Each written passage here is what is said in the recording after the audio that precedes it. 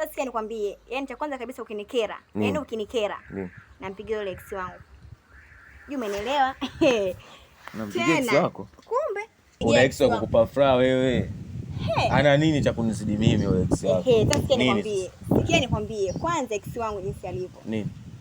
Ni mwembamba. Wewe kweli. Yaani mtu wa jimu, sijui unanielewa? Alafu mtu fulani hivi hana tumbo.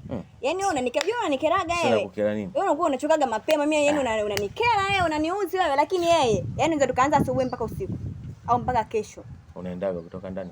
Kumbe. Kwa hiyo sasa kujua, kwa hiyo mimi ndio hivyo. Yaani alafu nampenda mimi. Sijaelewa, unatokaga ndani unaenda kwa ex wako? Ndio hivyo, yupo flati. Yaani kwa hiyo sio kama mimi nimemjazia kitambeni basi kidogo tu umechoka. Basi unajua unanipa shida gani wewe? Yaani tunaenda unajua mpaka wapi? Mpaka jua dali. Yaani wewe. Asa unakasirika nini? Wewe unanichukuliaje mimi unajua?